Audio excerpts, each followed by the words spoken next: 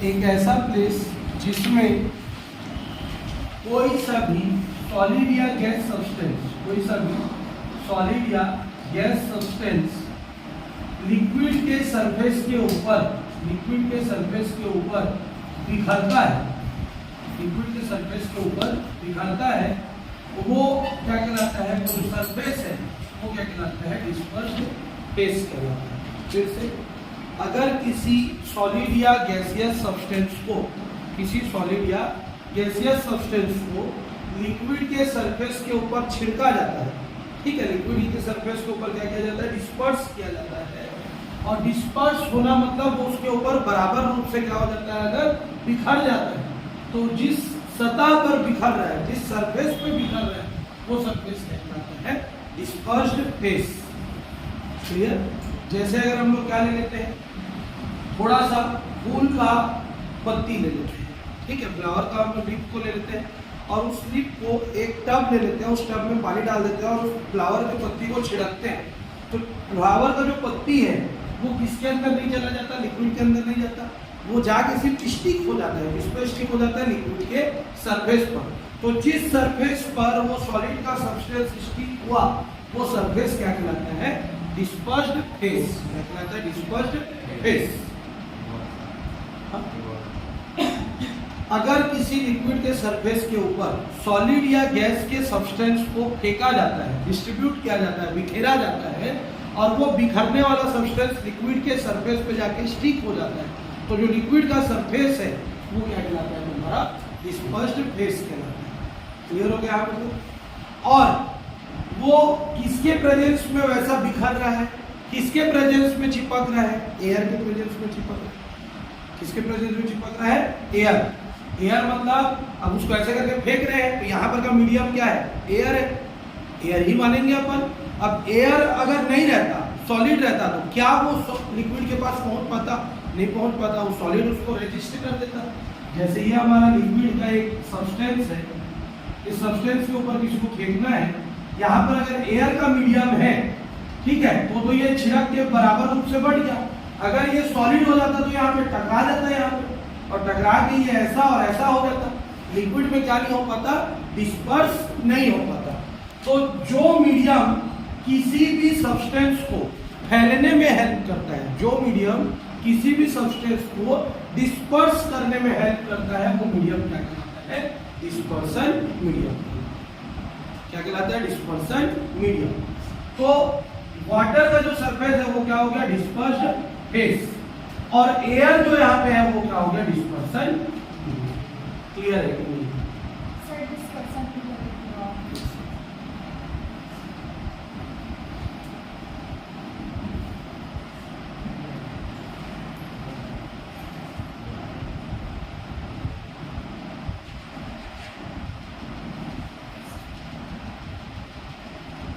ये मान के चलो ग्रास है।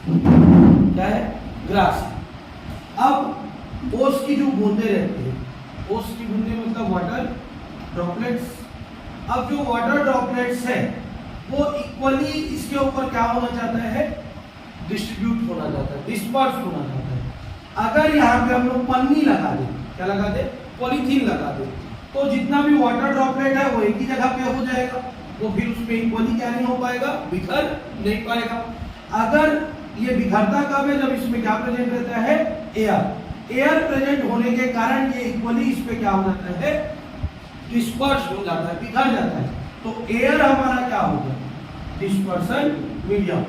और ये जो सब्सटेंस है जिसके सरफेस पे वाटर ड्रॉपलेट्स क्या है? जगह ऑक्यूपाई किया है, वो क्या होगा? तुम्हारा डिस्पर्सन फेस। ठीक, लिखो the place where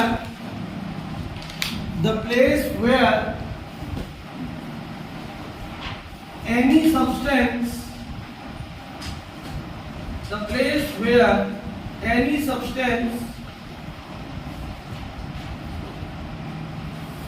get dispersed, any substance get dispersed, then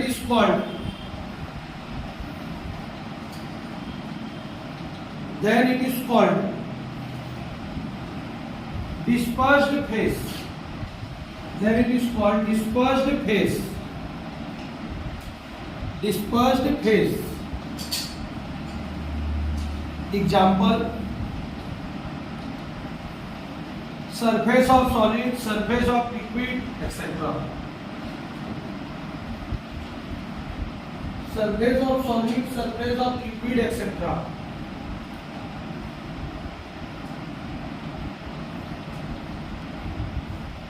Paragraph change. The medium in which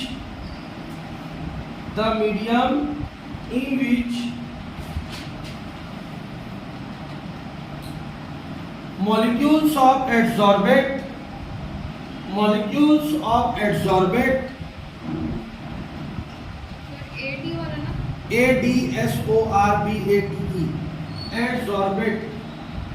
adsorbate molecules of adsorbate get dispersed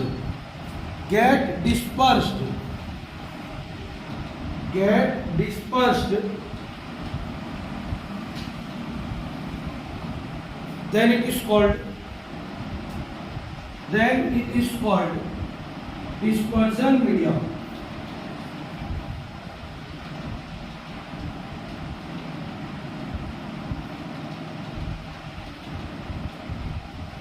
Example: air, etc.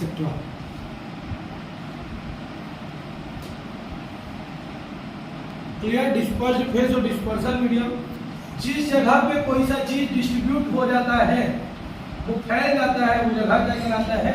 Dispersed phase. और जिस कंडीशन के कारण वो फैलने के लिए रिस्पॉन्सिबल है, वो क्या कहलाएगा? Dispersion medium. फैलने के लिए हवा की आवश्यकता होती है। अगर सॉलिड ले लेंगे या लिक्विड ले लेंगे तो डायरेक्ट स्टिक हो जाएगा, चिपक जाएगा, उसमें फैलेगा नहीं। फैलने के लिए, उड़ाने के लिए किसकी जरूरत पड़ेगी? एयर की जरूरत पड़ेगी। इसलिए मीडियम हमेशा क्या रहेगा? एयर रहेगा। ठीक? या लाइट वेटेड सब्सटेंस। अगला हेडिंग देंगे अपनी कॉपी में,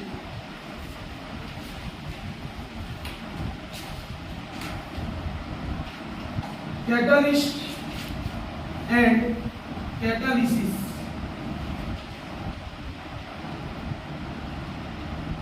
कैटलिस्ट एंड कैटालिसिस।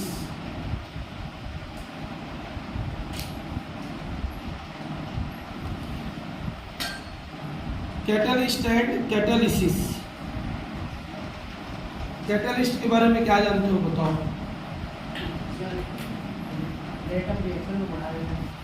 और उसमें बिना पार्टिसिपेट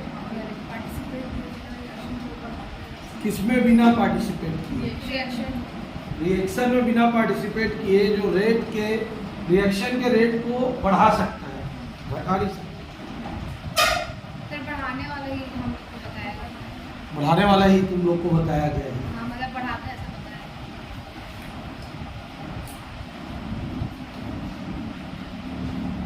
तेरे को कुछ भी बताया गया है,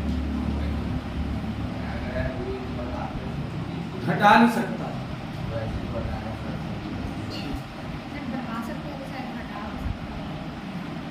सकता होगा कि नहीं? तुम लोग को तो बढ़ाया गया है, बताया गया है ना। हाँ। घटाया नहीं बताया गया है। ठीक। कैटलिस्ट ऐसा सब्सटेंस होता है जो रिएक्शन में पार्टिसिपेट नहीं करता। कैटलिस्ट ऐसा सब्सटेंस होता है जो रिएक्शन में पार्टिसिपेट नहीं करता। इट मींस किसी भी दूसरे सब्सटेंस के साथ रिएक्ट नहीं करता। रिएक्शन में तो पार्टिसिपेट करता है, लेकिन रिएक्टेंट के साथ क्या नहीं करता? रिएक्ट नहीं करता, प्रोडक्ट नहीं बनाता।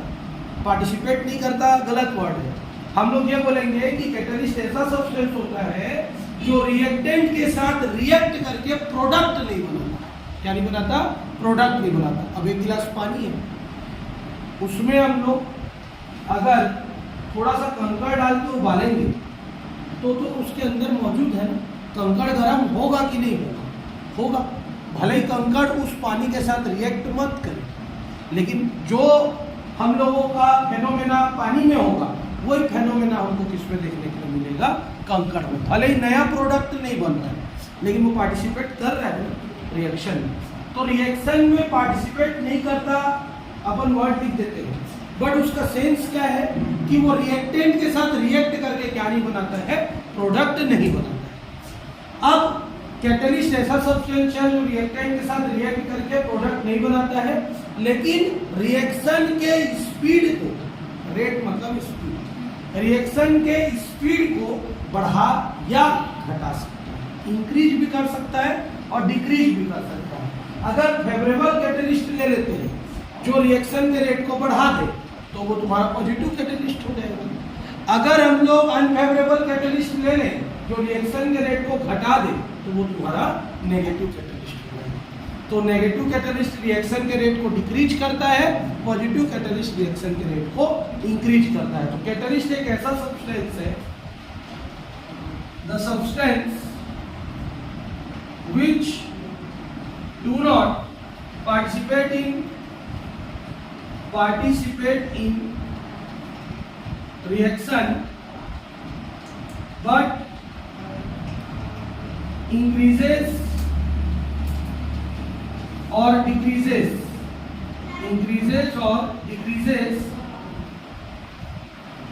the rate of reaction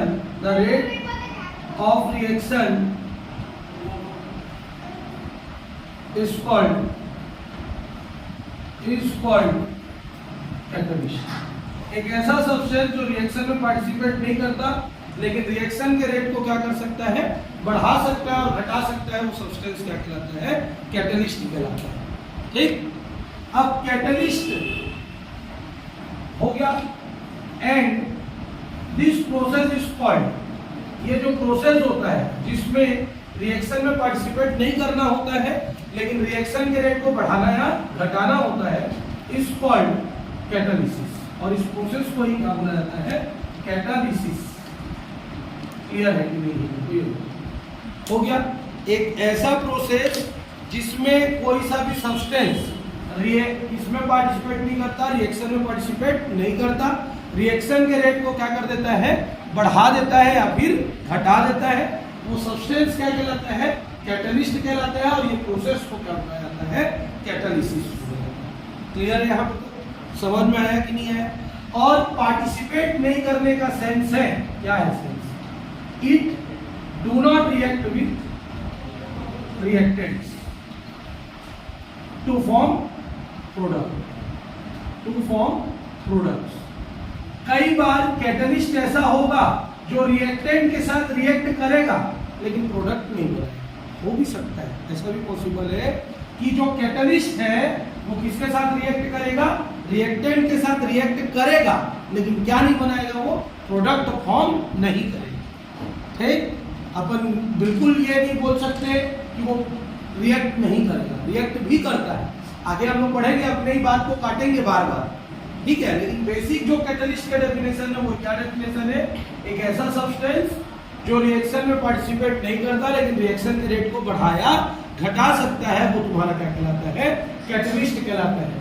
और इस प्रोसेस को क्या बोला जाता है, कैटालिसिस। इस प्रोसेस को क्या बोला जाता है, कैटालिसिस बोला जाता है। पार्टिसिपेट करने का सेंस है कि वो रिएक्ट नहीं करेगा रिएक्टेंट के साथ जिससे क्या बन सके, प्रोडक्ट बन सके। क्लियर है? आपको समझ में आया? अब अगर हम लोग पढ़ें तो दो अलग अलग तरीके से पढ़ेंगे। कैटालिस्ट के जो टाइप्स होते हैं वो अलग पढ़ेंगे और कैटालिसिस के टाइप्स जो होते हैं उसको अलग पढ़ेंगे। कैटालिसिस दो टाइप्स के होते हैं, ठीक है। कैटालिस्ट 5 टाइप के होते हैं, तुम्हारे बुक में उल्टा देता है। कैटालिस्ट को 2 प्रकार का बताता है, होमोजीनस और हेटेरोजीनस।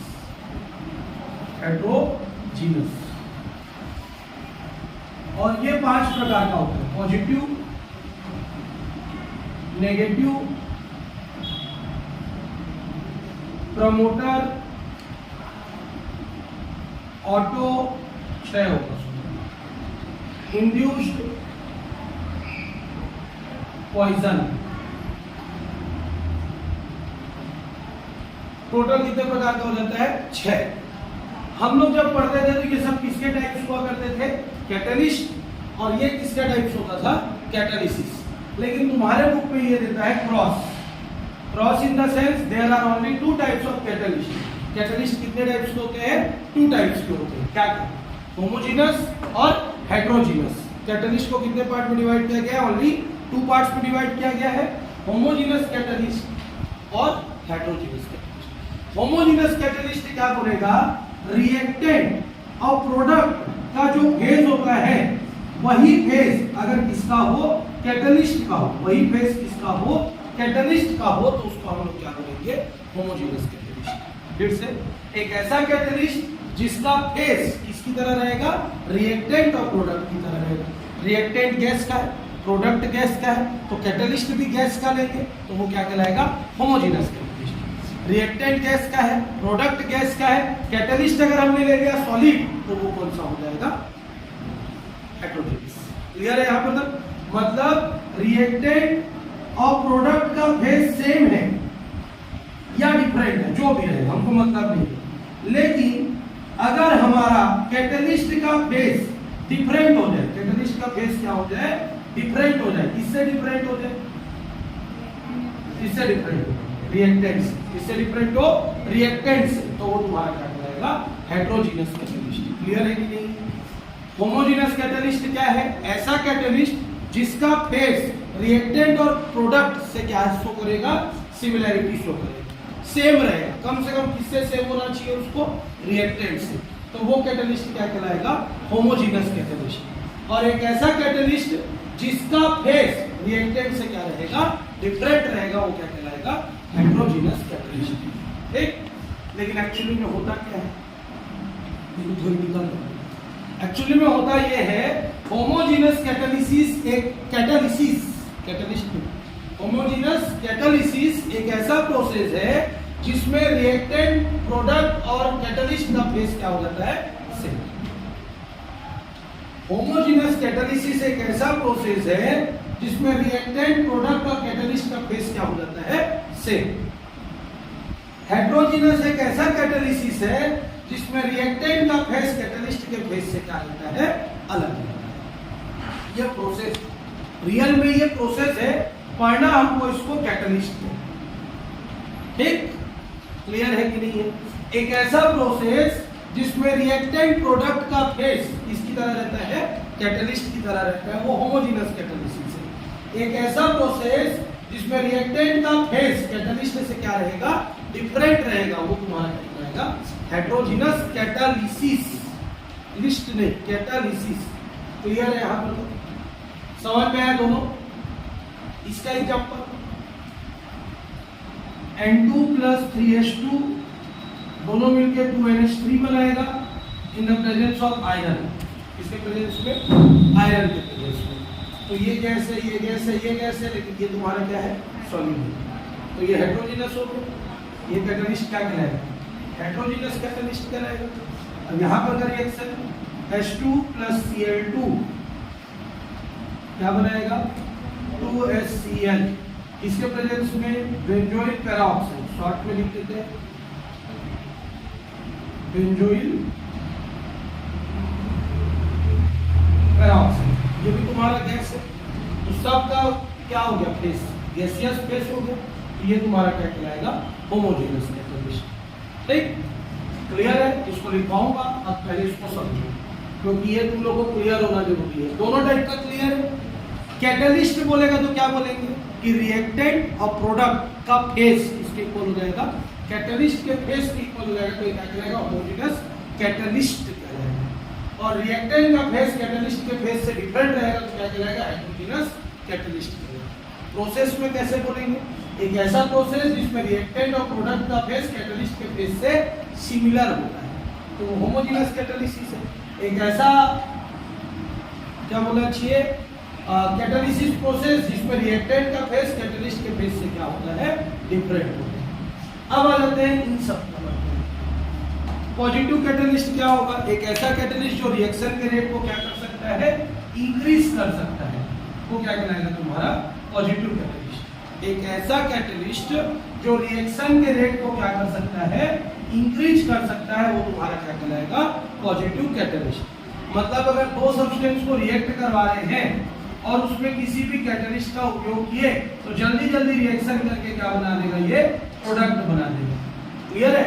मतलब ये दोनों सब्सटेंस जितना जल्दी जल्दी रिएक्ट कर सके कैटलिस्ट ऐसा लेंगे कि उसका रेट ऑफ रिएक्शन क्या हो जाएगा, इंक्रीज हो जाएगा, तो ये तुम्हारा क्या कहलाएगा, positive catalyst. Rate of reaction अगर क्या हो जाएगा, डिक्रीज हो जाएगा, तो वो तुम्हारा क्या कहलाएगा, नेगेटिव कैटलिस्ट। मतलब अगर हम A प्लस बी लिए और Z बनाना है लेकिन D कैटलिस्ट ले लिए और D कैटलिस्ट क्या कर रहा है, इसके रेट को क्या कर दे रहा है, डिक्रीज कर दे रहा है। ये पहले 5 घंटे में कंप्लीट हो जाता था, अब इसको कंप्लीट होने के लिए 10 घंटे, 7 घंटे, 8 घंटे लगते हैं। तो ये क्या किया, रेट को डिक्रीज कर दिया, स्पीड को कम कर दिया, तो ये क्या कहलाएगा, क्या कहलाएगा, नेगेटिव कैटलिस्ट। अब आ जाते हैं पॉइजन क्या होता है। एक ऐसा सब्सटेंस जो कैटलिस्ट के इफेक्ट को खत्म कर देता है, एक ऐसा सब्सटेंस जो कैटलिस्ट के इफेक्ट को क्या कर देता है, डिस्ट्रॉय कर देता है, खत्म कर देता है, वो क्या कहलाता है, कैटालिटिक पॉइजन। ये दोनों तो कैटलिस्ट हैं, कैटलिस्ट पहले से है हमारे पास, अब हम लोग उसमें किसी तीसरे सब्सटेंस को मिलाए जो इसके इफेक्ट को ही क्या कर दे रहा है, पूरी तरीके से खत्म कर दे रहा है, वो क्या कहलाता है, पॉइजन, कैटालिटिक पॉइजन। क्या बोलते हैं इसको, कैटालिटिक पॉइजन। ठीक। और एक ऐसा सब्सटेंस जो कैटलिस्ट के इफेक्ट को और बढ़ा देता है, कैटलिस्ट के इफेक्ट को इंक्रीज कर देता है, इनहेंस कर देता है, तो वो तुम्हारा क्या कहलाता है, क्या कहलाएगा, कैटालिटिक प्रमोटर। क्या कहलाएगा, कैटालिटिक प्रमोटर। समझ में आया कि नहीं आया? चार चीज। पहला क्या है, पॉजिटिव कैटलिस्ट। पॉजिटिव कैटलिस्ट क्या करता है, रेट ऑफ रिएक्शन को इंक्रीज कर देता है। नेगेटिव कैटलिस्ट क्या करता है, रेट ऑफ रिएक्शन को डिक्रीज कर देता है। कैटालिटिक प्रमोटर कैटलिस्ट के इफेक्ट को बढ़ा देता है। मतलब कैटलिस्ट अगर 10 किलोमीटर प्रति घंटे की स्पीड से वर्क कर रहा है और उसमें प्रमोटर मिला दिया जाए तो वो 10 का 20 हो सकता है, 15 हो सकता है, 18 हो सकता है। मतलब कैटलिस्ट के इफेक्ट को इंक्रीज कर देगा। जितने स्पीड से वो रिएक्शन करवा रहा था उससे और ज्यादा स्पीड से वो रिएक्शन करवाना क्या कर देगा, स्टार्ट कर देगा, तो वो क्या कहलाएगा, कैटालिटिक प्रमोटर। और जो कैटलिस्ट 10 किलोमीटर प्रति घंटे की स्पीड से चला रहा था अब उसको पूरा जीरो कर दिया, उसके इफेक्ट को ही खत्म कर दिया, वो क्या कहलाएगा, कैटालिटिक पॉइजन। कैटलिस्ट है, वो स्पीड चल रहा है रिएक्शन, लेकिन अगर हम लोग उसमें क्या कर दे, कैटालिटिक पॉइजन को मिला दे, और जैसे ही कैटालिटिक पॉइजन को मिलाए उसका इफेक्ट पूरा क्या हो जाए, खत्म हो जाए। अब वो रिएक्शन करना बंद कर दिया, स्टॉप हो गया पूरा रिएक्शन। क्यों स्टॉप हुआ, क्योंकि हमने क्या मिला दिया उसमें, पॉइजन। तो इफेक्ट ऑफ कैटलिस्ट क्या हो गया, खत्म हो गया, डिस्ट्रॉय हो गया, तो वो तुम्हारा क्या कहलाएगा, कैटालिटिक पॉइजन। क्लियर है, समझ में आया? अब ये दो class, auto catalyst and induced catalyst. Auto catalyst क्या होता है, when reactant itself act as catalyst। जब रिएक्टेंट अपने आप में ही किसकी तरह वर्क करना स्टार्ट कर देता है, कैटलिस्ट की तरह, तो इसको हम लोग क्या बोलेंगे, ऑटो कैटलिस्ट। क्लियर है यहाँ पर? मतलब हमको बाहर से कोई कैटलिस्ट लेने की जरूरत नहीं है, हमारे पास जो रिएक्टेंट है वो कुछ देर बाद सेल्फ किसकी तरह वर्क करना स्टार्ट कर देगा। अगर किसकी तरह वर्क करना स्टार्ट कर देगा, कैटलिस्ट की तरह, तो उस कैटलिस्ट को क्या बोलेंगे, ऑटो कैटलिस्ट। और इंड्यूस्ड कैटलिस्ट क्या होगा, when product itself work as act as catalyst। अब अगर जो प्रोडक्ट है वो कैटलिस्ट की तरह वर्क करना स्टार्ट कर देगा तो उसको हम लोग क्या बोलेंगे, इंड्यूस्ड कैटलिस्ट। क्लियर है कि नहीं? मतलब अगर रिएक्टेंट अपने आप किसकी तरह वर्क करना स्टार्ट किया, कैटलिस्ट की तरह, तो ऑटो कैटलिस्ट कहलाएगा। और प्रोडक्ट बन गया और प्रोडक्ट उसके बाद बाकी रिएक्टेंट को प्रोडक्ट में कन्वर्ट करवाने में हेल्प करना शुरू करेगा, तो वो क्या कहलाएगा, इंड्यूस्ड कैटलिस्ट कहलाएगा। क्लियर है कि नहीं? तो कैटलिस्ट और कैटालिसिस कितने प्रकार के होते हैं, 8, 6 ये 2। ठीक, तुम्हारे बुक में इन दोनों को क्या पढ़ाने के लिए बोल रहे हैं, वो कैटलिस्ट, इन 6 को क्या पढ़ने के लिए बोल रहे हैं, कैटालिसिस। एक्चुअल में ये 6 है कैटलिस्ट और ये दोनों है कैटालिसिस। ठीक, क्लियर? मैं इसीलिए दोनों को दोनों तरीके से पढ़ा दिया कि तुम लोगों को जब लिखो तो लिखने में प्रॉब्लम ना हो, खाली प्रोसेस करके दोनों को लिख दो। बाकी सबको कैटलिस्ट की तरह लिख सकते हो और आखिरी में प्रोसेस लिख देना, सारा कैटालिसिस में कन्वर्ट हो जाएगा। And this process is called catalysis. तो पूरा डेफिनेशन को कैटलिस्ट का लिखो, एक एक लाइन एक्स्ट्रा लिखना है, and this process and this process and this process, ये वर्ड को लिख दिए तो सारा कैटालिसिस में कन्वर्ट होगा। जो बोला वो समझ में आया कि नहीं है? सारा डेफिनेशन हम कैटलिस्ट का पढ़ लेते हैं और एक एक लाइन जोड़ देंगे तो कैटलिस्ट प्लस कैटालिसिस दोनों क्लियर होते हैं। लेकिन याद रख लेना एक्चुअल में ये दोनों क्या होते हैं? कैटालिसिस, ये छयों क्या होते हैं? कैटलिस्ट। तुम्हारे बुक में क्या दिया है? ये दोनों को कैटलिस्ट और इन छयों को क्या दिया है? कैटालिसिस। क्लियर है? समझ में आया? अब पॉजिटिव कैटालिसिस, कैटालिसिस नहीं होगा, कैटलिस्ट होगा ना। एक सब्सटेंस जो रिएक्शन के रेट को बढ़ाएगा वो लिस्ट कहलाएगा, लिसिस तो नहीं कहलाएगा। वो प्रोसेस को लिसिस बोल रहा है। ठीक है, चलो पॉज कर दो एक मिनट, इस डेफिनेशन को नोट करो, फिर इसको लिखवाएंगे।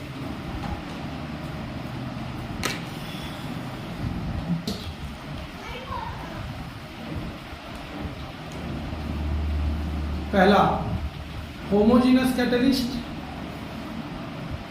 होमोजीनस कैटलिस्ट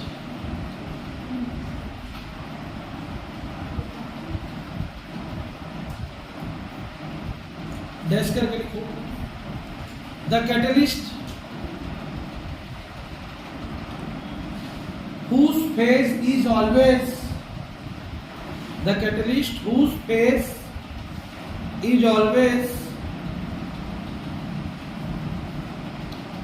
similar to या same to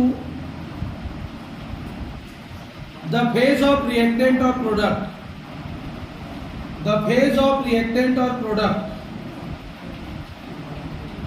the phase of reactant or product, the phase of reactant or product is called homogeneous catalyst, is called homogeneous catalyst, is called homogeneous catalyst.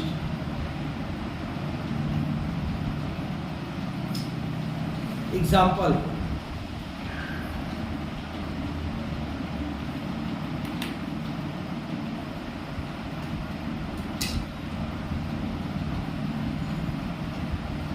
लिखो reaction.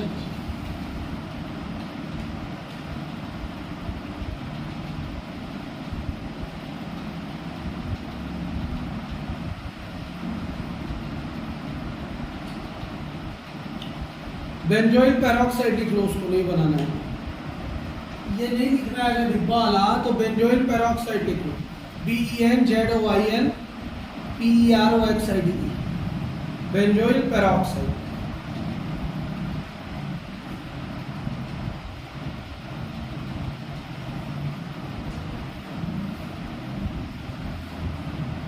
हो गया। दूसरा लिखो heterogeneous catalyst, heterogeneous catalyst, heterogeneous catalyst.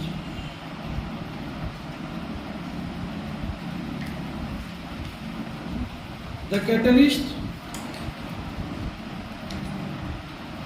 whose phase is different from,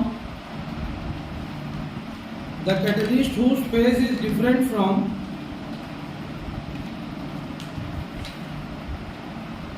the catalyst whose phase is different from the phase of reactant, the phase of reactant,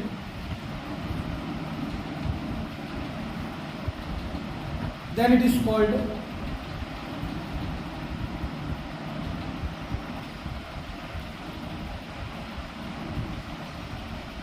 heterogeneous catalyst, heterogeneous catalyst. Example,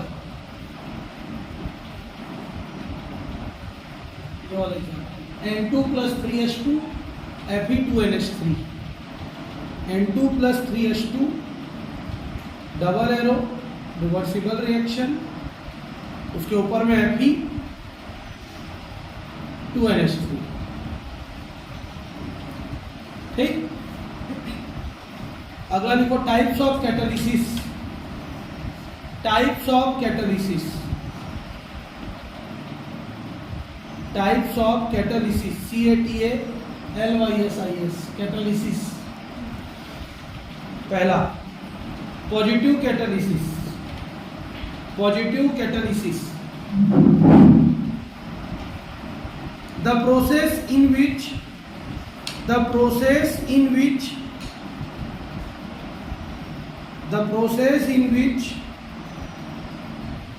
catalyst increases the rate of reaction. Catalyst increases the rate of reaction. The rate of reaction increases the rate of reaction is called positive catalysis. Positive catalysis. Example,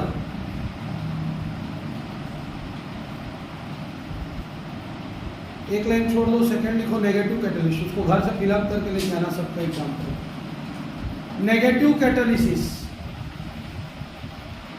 negative catalysis, the process in which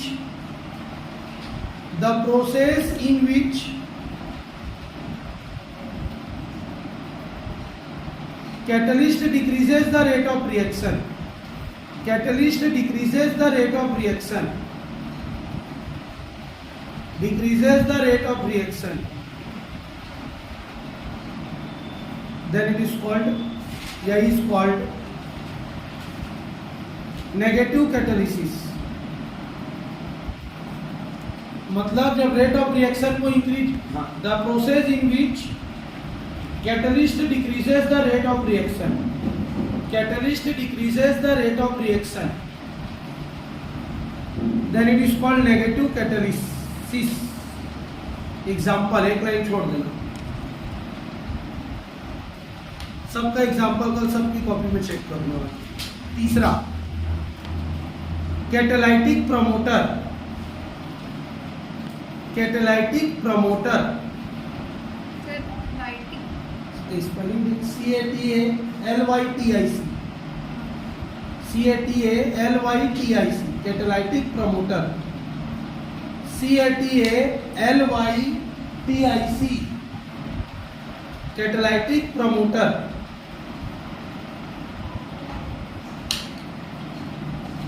The substance which enhanced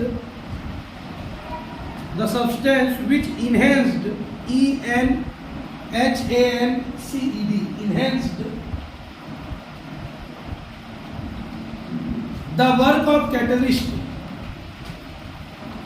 work of catalyst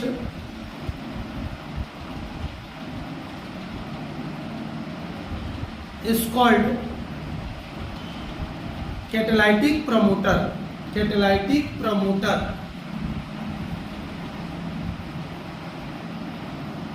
मतलब ऐसा substance जो catalyst के effect को बढ़ा देता है, वो तुम्हारा क्या कहलाता है? Catalytic promoter. हाँ, इनहेंस्ड मतलब बढ़ाना। नेक्स्ट लिखो catalytic poison. Catalytic poison,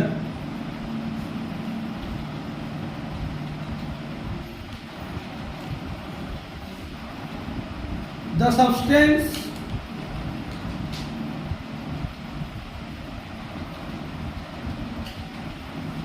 which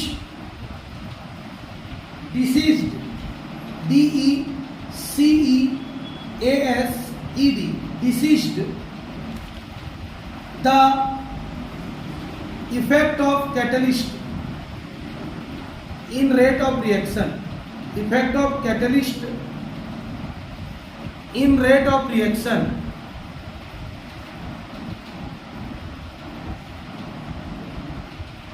is called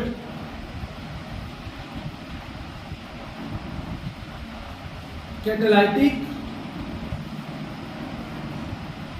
poison। पांचवा point auto catalyst. Auto catalyst, sorry auto catalysis ना, auto catalysis, the reaction in which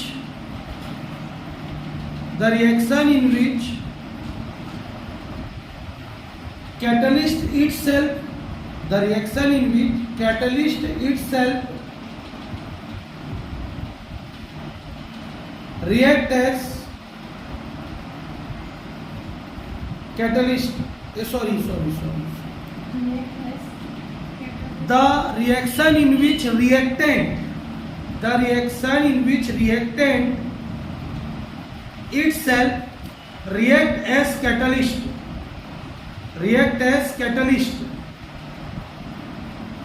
then it is called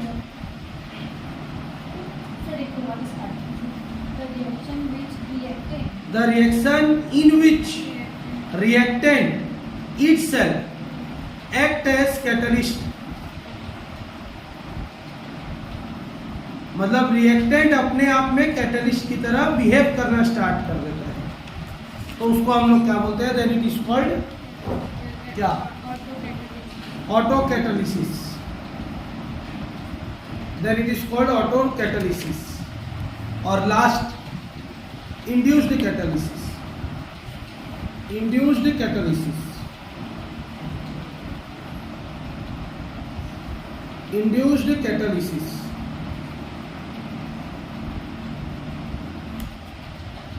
the reaction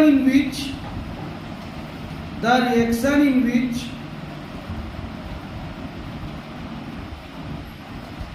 product itself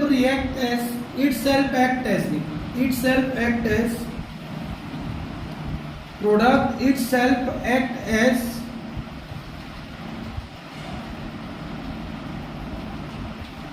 catalyst, then it is